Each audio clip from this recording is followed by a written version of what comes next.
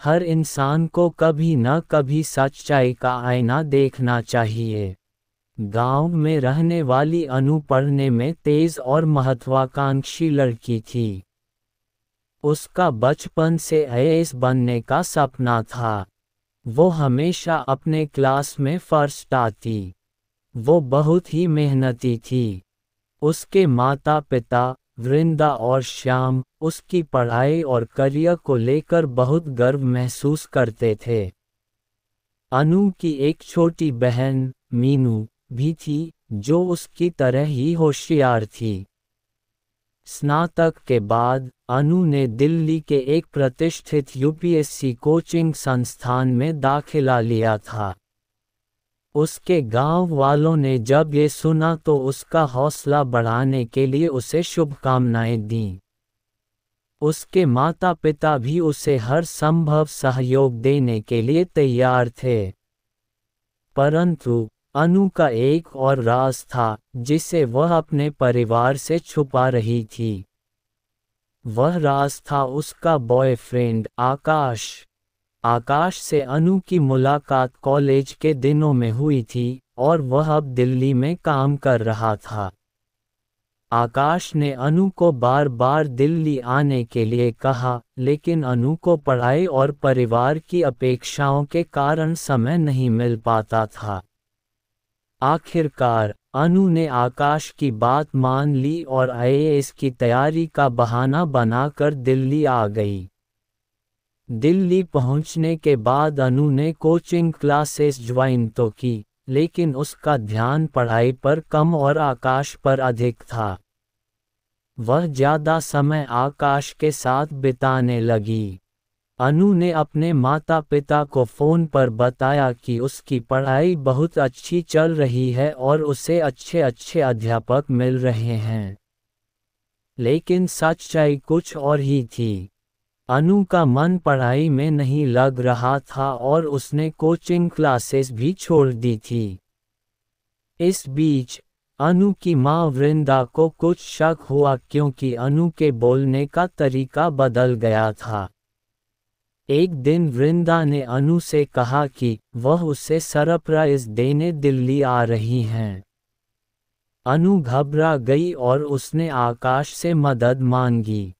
आकाश ने उसे एक दोस्त की मदद से एक फर्जी कोचिंग सेंटर दिखाने का सुझाव दिया, ताकि अनु के माता पिता को कोई शक न हो। वृंदा और श्याम दिल्ली पहुंचे और अनु से मिलने गए। अनु ने उन्हें उस फर्जी कोचिंग सेंटर में ले जाकर सब कुछ ठीक बताया। लेकिन वृंदा को कुछ असामान्य लगा। उन्होंने अनु के असली कोचिंग सेंटर की पड़ताल की और पता चला कि अनु ने वहां दाखिला ही नहीं लिया था। वृंदा और श्याम को अनु की सच्चाई का पता चला। अनु को ये देखकर बहुत पछतावा हुआ कि उसने अपने माता पिता को धोखा दिया। उसने रोते हुए अपने माता पिता से माफ़ी मांगी और सारी सच्चाई बता दी। वृंदा और श्याम ने अनु को समझाया कि वह उनसे कुछ भी नहीं छुपाए, क्योंकि वे उसके भले के लिए ही सब कुछ करते हैं। वृंदा और श्याम ने अनु को वापस घर लाने का फैसला किया। उन्होंने अनु को समझाया कि असफलता से डरना नहीं चाहिए और उसे एक नया मौका देना चाहिए। अनु ने अपने माता पिता की बात मानी और वापस घर आकर फिर से आईएएस की तैयारी में जुट गई। इस बार उसने आकाश से भी दूरी बनाई और पूरी तरह से अपने सपनों पर ध्यान केंद्रित किया। आकाश ने अनु के इस फैसले का सम्मान किया और उससे दूरी बनाए रखी, ताकि अनु अपने सपनों को पूरा कर सके।